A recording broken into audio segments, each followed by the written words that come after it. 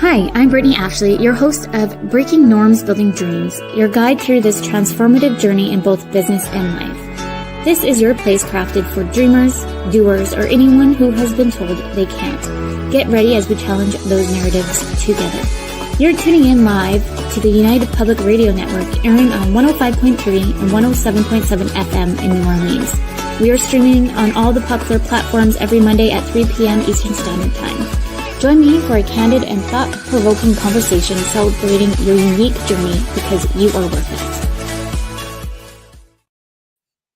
Hello, everyone. Thank you for tuning in today. You're listening to Breaking Norms, Building Dreams.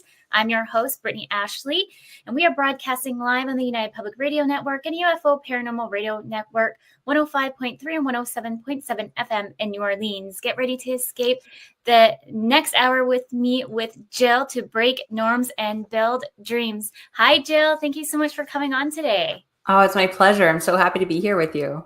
I'm so excited to have you. For some of the listeners who don't know who Jill is an author, speaker, and a host of Grow Like a Mother podcast, which is absolutely amazing. If you have not listened to it, please go listen. Her book about happy, healthy, wealthy, and wise is available now anywhere. Is it anywhere? Anywhere on Amazon? Amazing. Everywhere. We'll talk more about that in the show, and also what you do, because I know a lot about you. I've been listening to your podcast, but let's tell all the listeners a bit more about who Jill is and your podcast and everything else you've been up to. Yeah, thanks. Well, it's kind of a wild journey, but I'm a mom and I'm a business owner, and my business is centered around helping moms grow, hence the name Grow Like a Mother of the podcast. And what I am really good at, my kind of secret sauce, is personalizing things for mom, specifically in the realm of time management. So I have a lot of different things that I do, but time management coaching is sort of my number one thing right now that I'm really excited about. And of course, I have just released a book, I guess, in November last year, November 23. So it's not just anymore. Yes, because when we chatted, it was. Yeah, it was just kind of rolling out there. Yeah, but it's been so cool to see the journey of becoming an author, and the feedback that I'm getting is really fun because the book is set up like a page a day kind of read.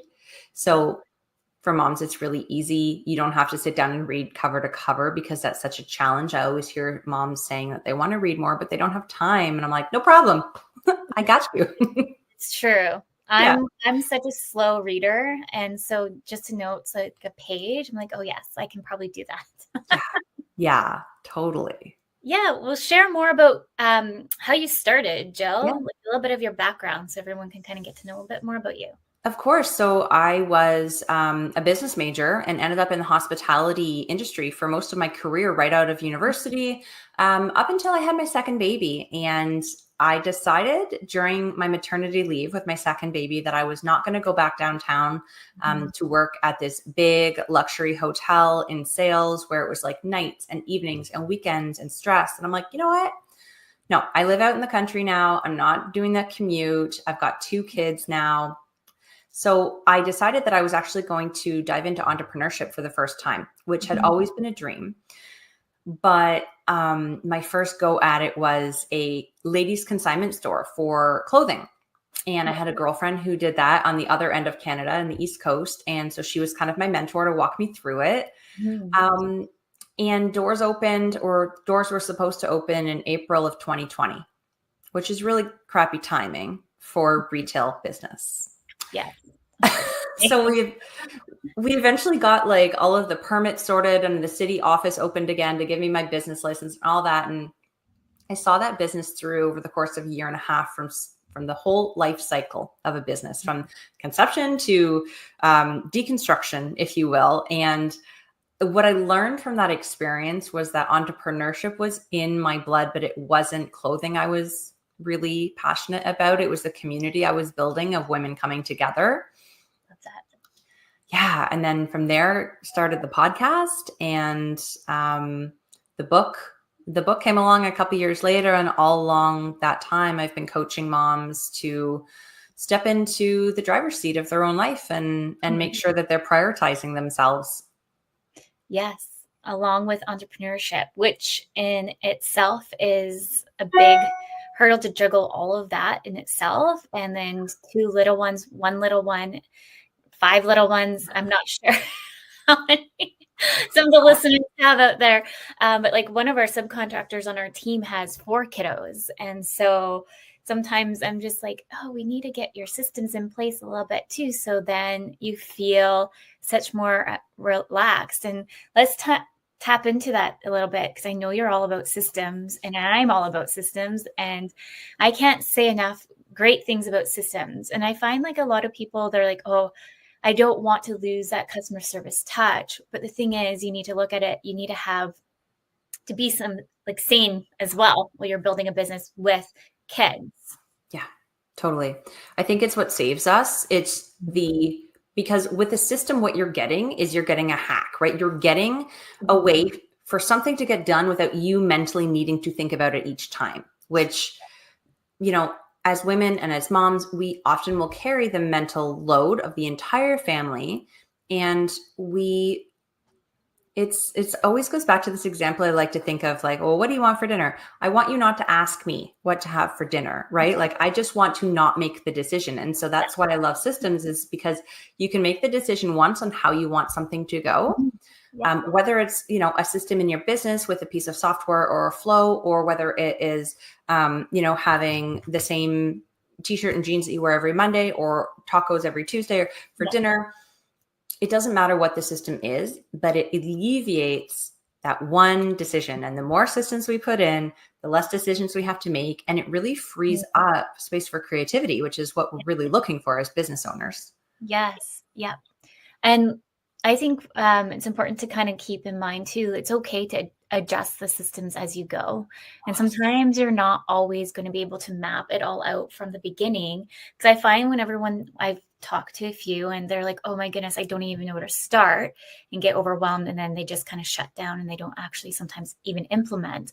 But sometimes we can just start small. So if you're just starting a business, what are like the little things to kind of systemize that? So maybe the discovery calls, maybe there's only set amount of days. So putting boundaries in place are really important too, knowing the boundaries, like your non-negotiables, I like to say, and then building systems around those to help you kind of feel a little bit more control. I know with myself, when I first started my business, I was like, how am I going to run this business with an 8-month-old? And who still needs me, still breastfeeding, all these things, and still trying to build a foundational business. So then I don't have to go back to a 9-to-5. And then I was like, oh, because luckily I worked in tech. So I was like, you know what, this is where the automation needs to come in. And I kind of went on my own venture. And like right now, this year is my years to like, the business now has been about 5 years, give or take. And I was like, the system doesn't work for me anymore. I'm starting to do things a lot more manual than I need to. And there's no point of having any systems in place if you're finding that you're doing like the stop-go game.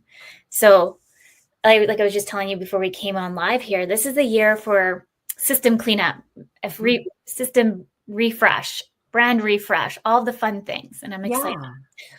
And that's kind of been the same for me, actually. I finally left my 9-to-5 in February of this year, and I'm like full-time. Yeah, it's great. So full-time entrepreneuring now. And the thing that I loved most was having the time to like set a solid foundation for the business, so that when I want to gear up, I'm ready. And it's not like I'm scrambling, and it's not like I can't keep up, because when I want to turn that faucet on, and I'm not, I didn't want to turn the faucet on until I knew that everything was in place. And that was always really important to me, like just in my body, feeling safe in my business, Yeah. And I find,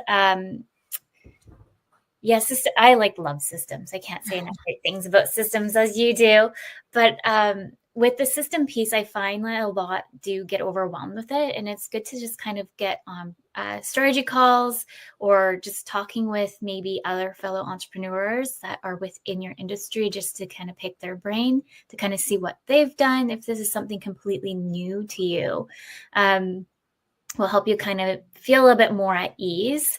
But for me, myself, like looking back, I'm like, I've changed this business so many times that I feel like I always joke that I'm like a hippie, but I didn't know that you were in the hospitality industry. That's so interesting because that's also, I came from that background as well. Oh, And wow. so myself, I'm always like customer service driven. So Mhm. how can I implement that within a system, time frame or anything like that? So maybe you have some input on there. Yeah, I think something that you said earlier really I want to make sure people hear is that you can change your systems. Hmm. They're there to support you for the season you're in. And when your season changes, not if, like when, because everything is always updated, you need to make sure you're updating your systems and making sure they match, right? It's like as you go through your life, you update your wardrobe and make sure that it still represents you and fits you and feels good, right? You update your nutrition plan or your exercise plan, or Hmm. you update your relationships. Sometimes you update the way you parent. So making sure that with our systems, we're really checking in, Mhm. often, whether it be every quarter or whatever feels right for your business, but saying, hey, does this still support me in my goals? Are my goals the same or have they changed? And Mhm. trust yourself to make the changes that are necessary. And you can't feel, I guess bad might be a weird word, but don't feel badly that you are changing things, because it's all growth towards that next thing. You're constantly changing. That's what business is about. And I think also to add to that, think of what makes sense to you. So for me, like I don't have my phone number on the website. Mm-mm. I will never have my phone number on the website. One, because I don't like phones. I think working in the industry, the tech industry, I was like, because I was admin for a bit there, I was just hated the phones. So just kind of like a PTSD a little bit triggering for me. So I'm like, I Mhm. don't want phones. And you know what? It's okay if you don't want phones. You can still mold the business into what makes sense to you. Yeah. And so, no, but I remember I was talking to someone and they're like, or no, they sent me a message actually, because I have like a chat bar up on my website, and they're like, why don't you have it? Like, they're getting angry with me. And I was like, this is like the biggest red flag ever. I Yeah. wish not to book you as a client because there's a reason why I have no phone number is because I also take care of my kids Monday to Friday when they're not in school or drop offs, pickups. I can't necessarily attend the phones all the time. And so the phones just don't make sense to me. I lot them in when I put those boundaries in place. And so just being really aware of your boundaries and your non-negotiables with having kids, parenting is really it's an okay to say no is what I'm trying to say. Oh my God. Yes. And it's okay to ask for help when needed too. Like those are the two things I find that most of my clients just, it's so hard to say no and it's so hard to ask for help, but Yeah. creating the boundaries. And I like to really think about boundaries as, instead of putting up a wall and saying no to something, boundaries can feel also like, um, discovering or claiming what it is that you need and figuring out how to get that thing, Yeah. right? So a boundary could be, I need this uninterrupted time with my kids where I'm not worrying about the phone when it's dinner time or bath time or whatever. And so Mhm. how do I get that thing? The boundary is making sure that my phone number is not on the website, right? The boundary isn't, I refuse to answer the phone. I don't want to talk to my clients and sorry, this is my way or the highway. That's not the boundary. The boundary is based on what you need in your Mhm. life to make it a sustainable business so that you can show up from a place of like balance and be able to create the product and the service that you're trying to provide for people. Yeah.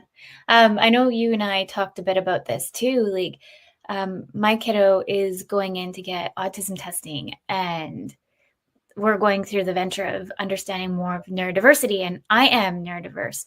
I'm self-diagnosed with ADHD, but I do have dyslexia. And so finding more about that as me as a mom, and then trying to navigate that with the kiddos, like having those time structures are so important because taking them to the different doctor's appointments or just being a little bit more present is so important. So maybe you can shed some light on some time management strategies for anybody Oh, I listening. know. Yes. And I mean, we can even tailor it to like momming an autistic kid time management Mhm. strategies, because I am there too. But the thing I like to remind people about time management is that it only works if it works for you. So there are strategies out there aplenty. Like you can Google it, and there are pages and pages and pages of time management strategies. But the thing is, not all of them are going to work for you. I'm actually working on, it's coming out next month, but it's a quiz, like to determine what is going to be the best set of tools for your specific personality type for time management. A couple that I find are universally useful for people, though, are to eat your frog. Have you heard of this phrase? No. Yeah, just explain more.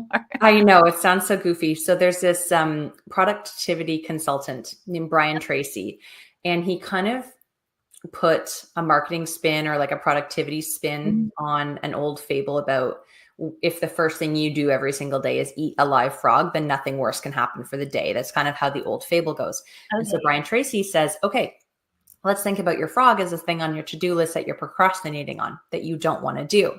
The thing that is most important, but you keep putting it off. And so eat your frog is this idea of each and every day choosing the most important thing on your to-do list and doing that first, because it's probably not going to take you as long as you think. It's probably going to take you a lot less time than you've wasted procrastinating on it already, right? It always, if you accomplish a task first thing, especially one that you are feeling hesitant towards doing, you get some momentum from having accomplished the task, right? And so you go into your day having accomplished this big thing. And even if it takes all of your energy and you really did hate it and you just took everything to get through it, you know, you've done the most important thing that day. And if you have no energy for anything else, that's okay. You did the big thing. Yeah. I like that. That's so true. Yeah. I'm just like thinking about that right now. This whole weekend, I've been like hyper focusing on trying to get everything in place, because I'm really hoping this summer I can like take a little bit more of a step back a little bit and just know that the systems are finally clean or the new website's up. So I've been pushing really hard, but it's been hard. But I like your idea there with, is it called the frog approach then? Yeah. Eat your frog. Okay. Yeah. Eat your frog approach. Because really sometimes you don't want to start, like with me, like I know my bookkeeper is like waiting for me to get back to them, and I'm trying to get everything in place too, because for us, it's considered, we have to do our taxes in end of June. That's when we fall on for the corporate tax. And luckily, like I was smart to pick that time frame, so it's not like at the craziness of personal taxes and then going into the wintertime. I purposely picked then because I knew it's like the perfect moment of chaos. But I'm like thinking here, I'm like, oh, I just need to get that piece done. But then a part of me goes off to the other side. Right. Shiny objects syndrome. Yeah, you're like, oh, I'll just do all the 100 other unimportant things and feel like I'm super productive because I can say I did 100 things. But if they're not moving the needle to get you toward getting your, books to the accountant, then they're not important. Exactly. Yeah. That's the thing, is we need to really start to think about our time in terms of value exchange almost, right? I think burnout happens when the energy we put out isn't being reciprocated back to us. And so we really need to make sure that we're focusing our time on things that are valuable to us. So we're kind of getting that return, not necessarily a tangible return, but a value return nonetheless. So that if you're spending time, cleaning your house, but at the end of the day, it's always just, if you've got little ones like we do, continuing to be messy the second after you finish it, you're not getting the value return. So that's not a good use of your time, right? Same thing as you would consider budgeting your money. Consider budgeting your time around things and putting the most important things in first and then working the rest around. It's kind of like, have you heard of the analogy of like stones, rocks, and sand? No. So it's this idea of like, if you have a cup, right? And the big, you have like 3 stones, let's say, on how to spend your time. So your big stones or rocks I guess the rocks are the big ones. The most important things you need to do, or the most things that are valuable to, like family, freedom, fun, something like that. So you put your big rocks in the cup first. Okay. And then you put in the stones. So the stones are the smaller things with regards to your time and your values. So that might be like Getting out in nature or like having friends and working out. So the stones then fall, but there's space under the rocks. So you can, the stones will fall. And then the sand is everything else. But if you had put the sand in first and done everything else first, and then put the medium stones in, you wouldn't have space at the top of the glass for the big rocks, the important thing. So it's the same idea, is that you put the important things first in your glass and everything else will find space, but your important things are done first. Yeah. I feel like the more you explain that, I was like, I feel like I've heard this, or maybe I'm having like a deja vu moment. I don't know. Yeah, I didn't explain it very well, but the idea is like, do the important things first and there will be room for the other things. Yeah. But if you do it the opposite way around, there's often not enough time dedicated at the end to the important things. So do it first. Yeah, no, I love that. And it's so true. I find, especially with like ADHD, I kind of go all over the place. Yeah. And so like just trying to take that moment to really focus sometimes on the important things is super hard. Like, for example, one of the things I'm trying to do is create new portals for clients. And I just need to stand in front of a camera. And the thing is, these videos need to be done because everything like the automation's done, but the videos for these pieces are not done. So I can't push anything live. So it's like this vicious circle. Yeah.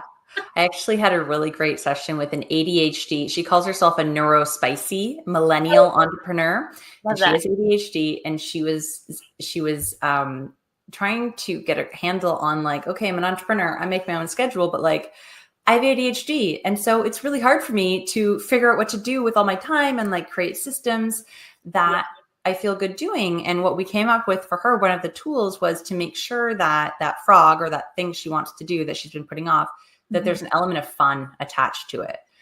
Yes. So I'm like, okay, either if it's something to do with writing, like grab stickers and fun colored highlighters and markers, or if it's recording something, if you sit at your computer and watch maybe or record, grab a bowl of ice cream or like some popcorn or something and bring that in, or whatever feels fun to you. But if you add that element, that's going to help secure it together. Mm-hmm. Yeah.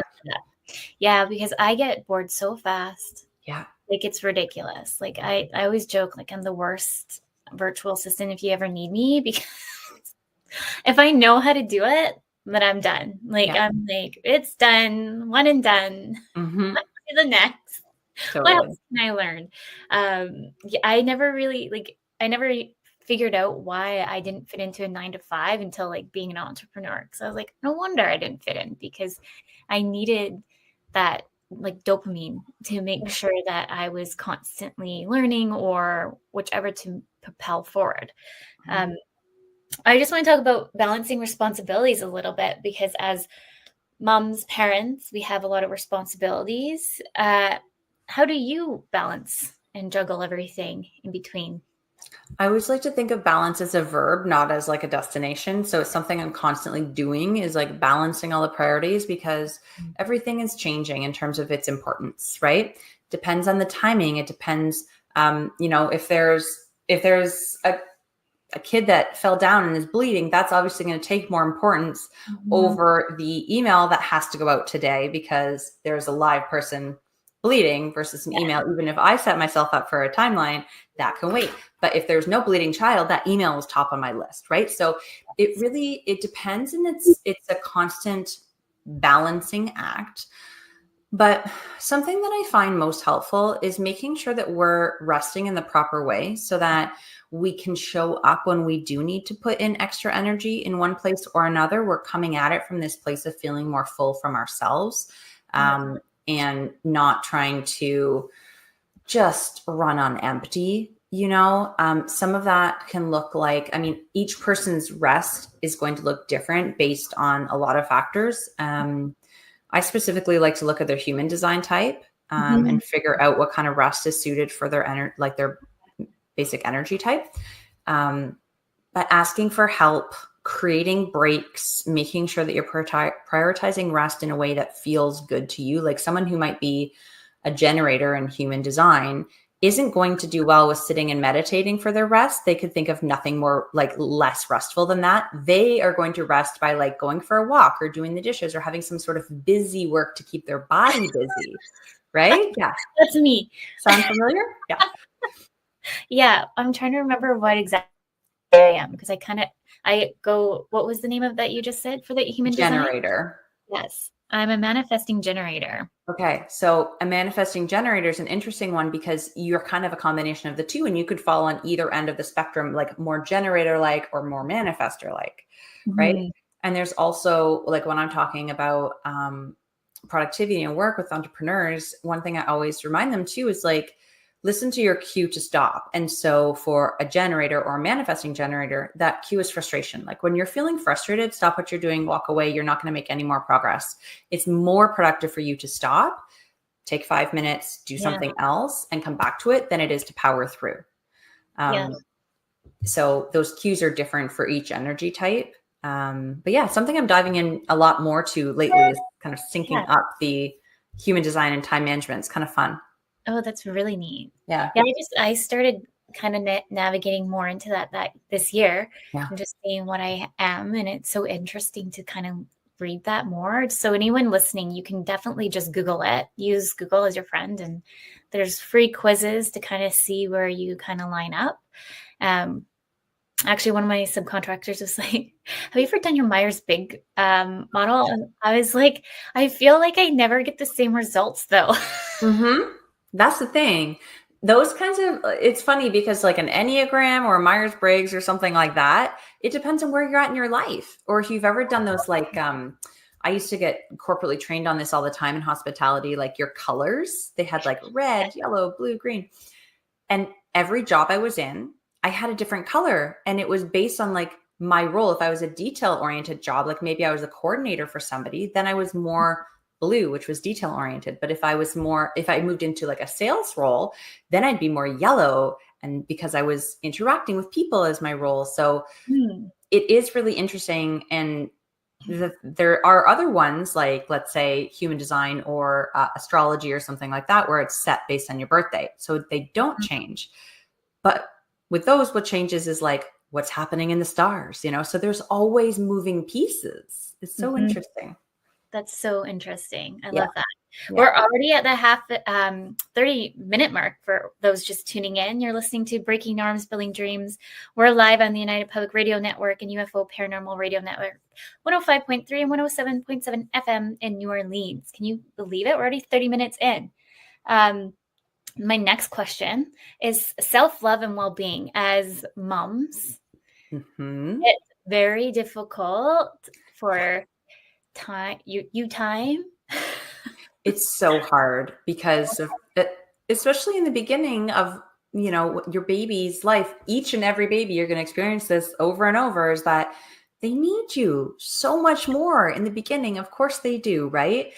But as they transition out and become a little bit more independent, moms sometimes have a hard time transitioning out of being needed. And even if they can allow themselves a little bit more space, they don't remember what they like to do in that free time that they're not used to having anymore. I like to give moms an opportunity to start slowly with this sort of self-love, self-care, time for self by each week just finding 60 minutes. And if you can't, then 30 minutes is a good start. But like, put it in your calendar. It doesn't need to be the same time or day each week. Just once in the week, make sure that you are putting aside time, but with no expectation of what you do with it.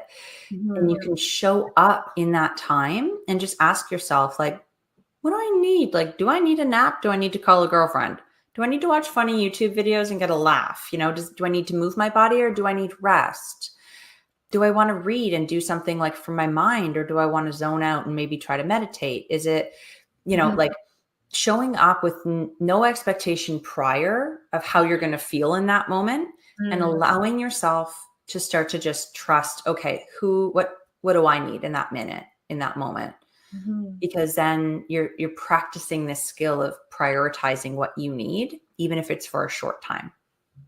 And that's something I'm still trying to navigate for myself. And like, let's just talk a little bit too about mom guilt, because Mm. I feel like if I take that self-time, then the mom guilt comes in. But then I'm doing like all the other things on top of it. And like with my ADHD, especially this year, I don't know what it is, but it's to the point where my anxiety's been like so high that I'm just like, it's easier for me to just sit there and watch TikTok to zone out Mhm. and like regenerate a little bit. But then I also feel guilty. So it's like the Yeah. which I get one? that. Well, I think that like the zoning out on TikTok can be it can be a really good way to rejuvenate and regenerate yourself, right? Mhm. It's a way of like clearing the mind. You literally do not need any cognitive function to be able to just sit there and zone out, right? But the guilt comes, I think, from not feeling like you use that time to do something.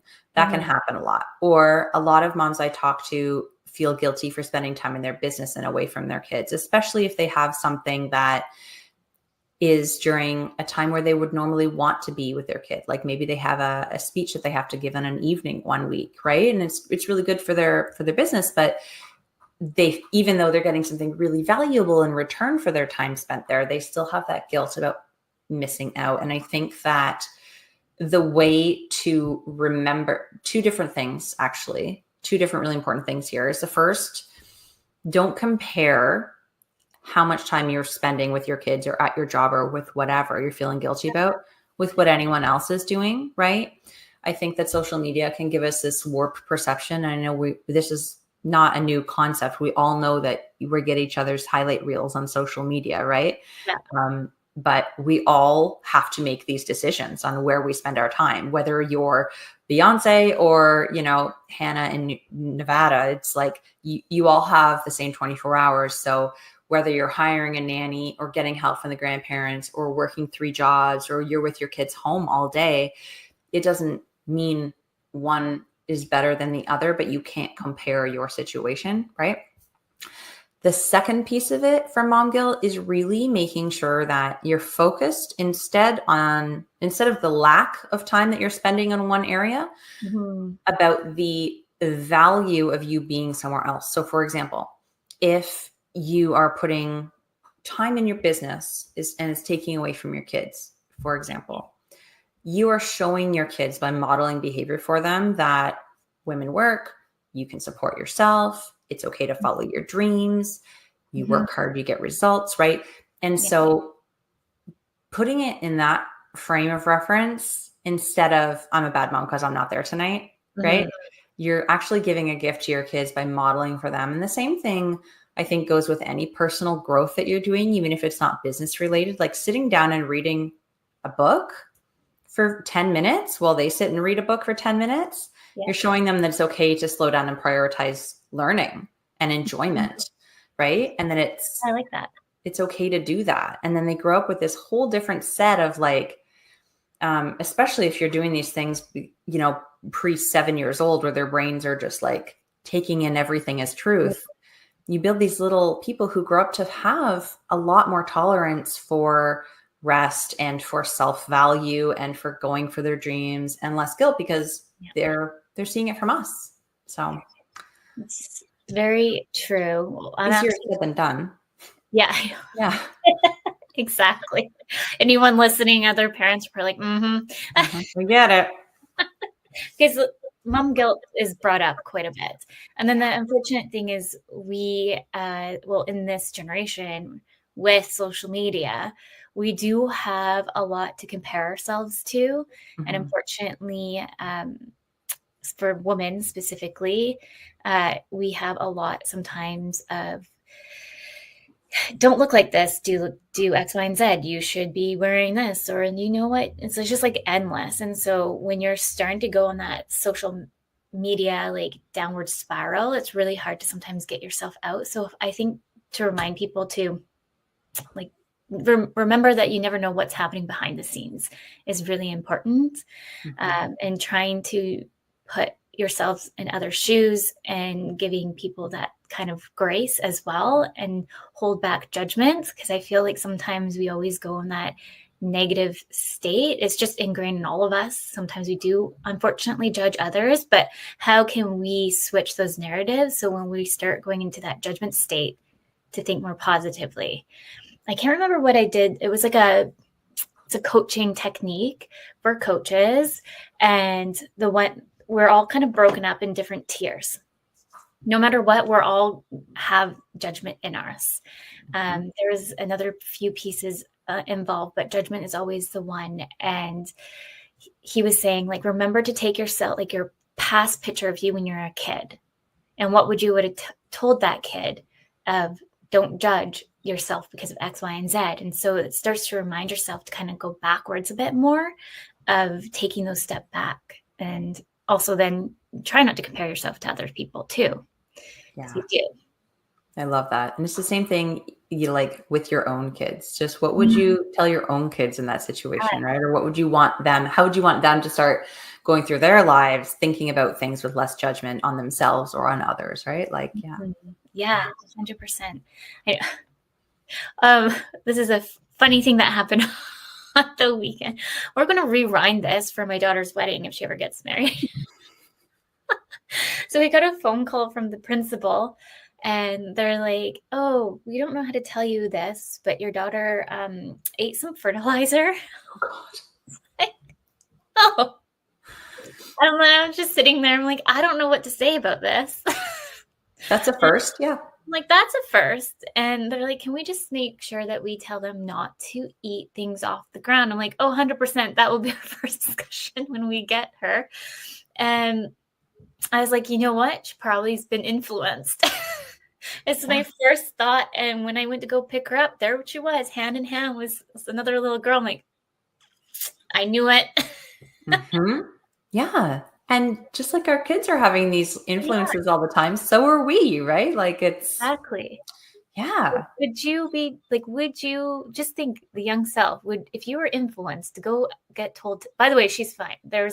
We call it poison control. All is good. It was just, apparently she didn't fully eat it. So we're good. Side note there, just in case anyone's very stressed out. But she was like, oh, well, because she did it, I did it. And so you have to start thinking too, just because you're a parent going through something and looking at social media because they did it doesn't make sense for you to do it. Yeah. Like maybe not eating fertilizer, but just to kind of put that a little bit more in perspective, a bit more. Yeah. And even we can take that further and talk about trends as business owners, right? Especially in the lens of social media, in the TikTok reels or like the voiceovers or whatever the dance trend is, right? Like just because that's a thing that's out there doesn't mean that that is the right thing for your business. Like really remembering to trust in your brand, what feels natural and right to you, showing up in ways that are authentic instead of getting wrapped up in all of these because they're never going to stop. What does the algorithm say? What is the popular trending audio right now? It's like, if we can stay in our lane and focus on what we know works and what we know is true for us, we're always going to get better results than spinning our wheels trying to chase the shiny new thing. 100%. We just did like a brainstorming session, and this particular person was like, just talking about social media, being like, I feel like I need to really show up. I feel like I need to put my money and hire somebody to do social media. And I popped in and I was like, well, like, what's your return on investment? Does it make sense for you to actually be there? Because I'm going to tell you right now, you're probably putting money down the drain. I'd rather you show up that's more authentic to you, like you're just saying, and be true to who you want to be. So what do you like? And naturally, they love doing YouTube videos. And I was like, then do that. Yeah. And then you can cross promote those to other channels if you want to. Use like a social media management tool to cross promote. Make sure you're showing up right here, and that's your focus. And that's where you get your return on investment on. And voila, you're still tapping everywhere you need to, but you're still being authentic to who you are. Yeah. And I feel like, because there's so many marketers, there's so many pick a niche or all these things. I think, like, even to this day, I never niche down, and I'm a marketer. Yeah. I just say, just whatever feels right. And if you feel like you're in alignment with those clients or those prospects, then really nurture them, and one thing will lead to another. Yeah, with the business and momhood, I want to ask about being present, because we talked about self love, balancing time management, but how about being present? That's a really hard one because we've got like, I always like to think of them as like B reels in the back of your mind. Like, even though you're in something, there's other stories playing. Oh, I gotta do this. Can't remember. Can't forget this. Or what am I gonna do about this thing? Oh yeah, the school form that needs to be signed, and like all of these stories, thoughts, and seemingly important things running in our brains at all time, which prevent us from being present. And this morning I realized, like, our phones, obviously. I'm sitting on the couch with my son trying to check an email while he's doing something on his phone, and he's just quiet. But then he's like, well, watch this thing with me. And I'm like, yeah, but one sec. I just need to, like, real quick do this one thing. Right. Yeah. But no one else is up. And it's this sweet, quiet time that just he and I have together. And I'm like, okay, like, you can do this email later, but really I'm like, oh my God, I just need 2 seconds. But to be present with him in that moment requires me to sort of sacrifice a little bit in terms of the other thing on my plate. Mm-hmm. But knowing that, I always like to set up my day to know that I have 20 minutes set aside to do those types of admin things in pockets throughout the day, maybe, so that I'm not stressed about, okay, if I don't do it now, that's fine. I'm not going to forget, because I know coming up, I've got that time set aside to do that. That really helps me. Another thing that really helps me to be present in whatever role I'm in, whether it be like girlfriend, mom, business owner, is having like an opening routine and a closing routine for the job. So, for example, when I sit down to work, I always like light a candle, set an intention for what I want to get done, or like how I want to show up in that time. And when I'm done my work for that time, it's always, okay, blow out the candle, shut the computer screen, like, off I go. At the times where I'm transitioning into picking my kids up, it's always, okay, specifically like after school pickup, because I've had my brain going a million places all day for my job, right?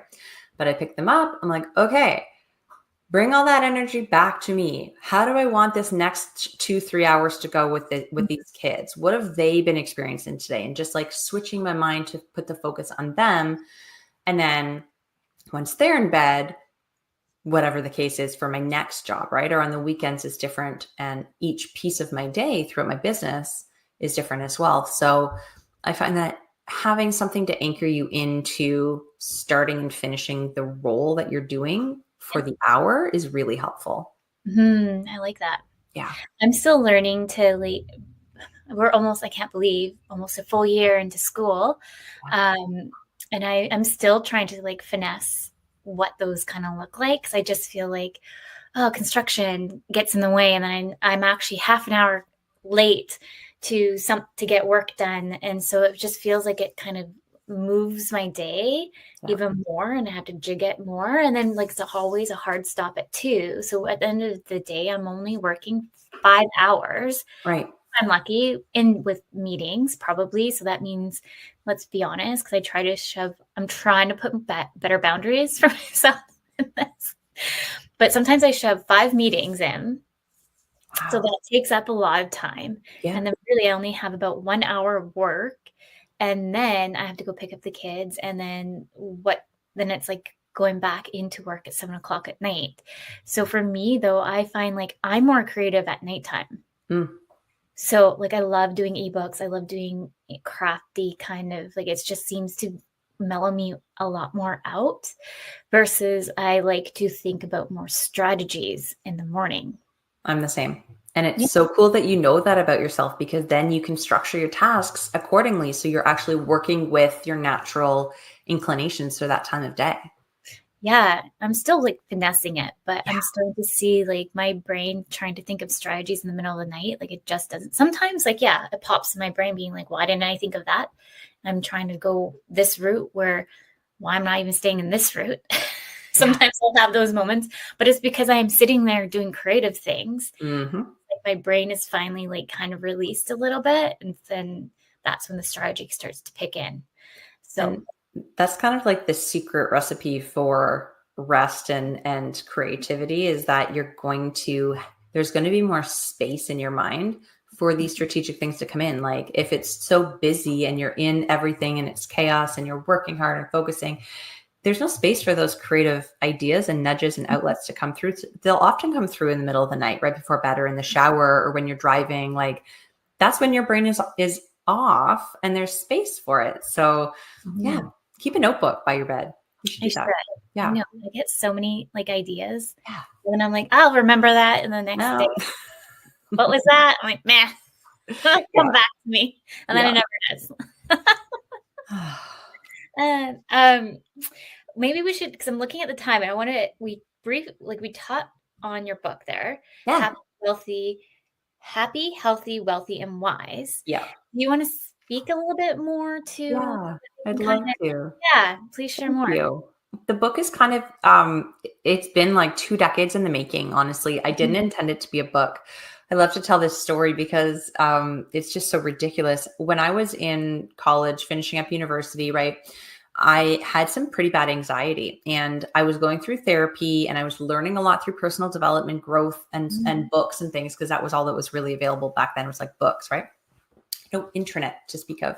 And so in my computer, in a Word document, I started just noting down, like bullet point form, the tools that I was learning that could help me when I had some overwhelm or anxiety, because when those moments popped up for me, I forgot everything. And it was only like later that I learned that the part of your brain that can retrieve information actually turns off when you're in like fight or flight.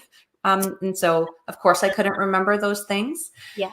But I just felt like I was struggling so much, and I knew I should know it, but it wasn't accessible to me. So I would just go and open up this document and be like, okay, cool. I'll try that one. Okay, that one didn't work. Here's the next one. Let me try that. Right. And as I continued through adulthood, I continued personal growth. It's just sort of something I've always been interested in. And I would just add things. And whether I learned them from a podcast, a conversation, a book, whether it was just like an epiphany that I had, or someone said something that triggered something, and it just kept growing, this Word doc. And eventually I was like, wow, this is a lot of pages here, and I should really do something with this, because it's been so helpful for me that I know it can be helpful for other people too. Because if I'm not the only person in the world with anxiety who forgets their tools when they're in, crisis state, or even like low grade crisis state, just like feeling overwhelmed, like, oh God, what should I do? I have no idea. Oh, well, take a few breaths, right? Or maybe practice some gratitude. So I eventually, I collected all of these little pieces into the 4 pillars of happy, healthy, wealthy, and wise. They all fit into one of those themes. And so the book is really just set up as those 4 chapters, and each bullet point that was in my Word doc is a page. And then it's coupled with a quote, an affirmation, a journal prompt, a question, something that relates to that thing. And the idea is that you pick it up, read one of the pages, flip through, find something that's going to speak to you that day, and use it either as something to reflect on before bed or first thing in the morning, so that you can kind of keep it top of mind for the day. And there's all kinds of different topics in there, but it's just a tool to help you live better, live an extraordinary life, but without having to do anything crazy to get there. Love that. And any of the listeners listening on actually, maybe I'll just put it in the chat too. Yeah. Let me just open it. It's right here, looking at the front here is the name of the book, but just let me put it in the chat. So anybody listening on the fly, they can grab the link to the book. Totally. And you mentioned that they can get it on Amazon. Yeah, it's on Amazon, Barnes & Noble, Chapters Indigo, Walmart, Target, anywhere. Amazing. Yeah. I grabbed it. There we go. Awesome. The chat here for everybody. It's just pushing out for everybody. And then we also have, that's kind of gearing through. There was the other item here, the framework. Yeah, that's the framework that we chatted on. You want to tell everybody about that? The one-to-one coaching. That's my favorite offering right now. I call it Time Magic. It went through a few renditions of like, what do I call this thing that like doesn't feel boring. Basically, it's hard. I think it's really hard for people to commit to taking time to do something, to learn about time when they feel like they don't have enough time, you know? So I always say, if you spend 2 hours with me, you'll get an hour back in your day every single day from the tools you're learning. So it's well worth the time you're spending. But we go through and we start with a quiz to figure out like what personality type they are, so I can develop a toolkit specifically for them. We talk a lot about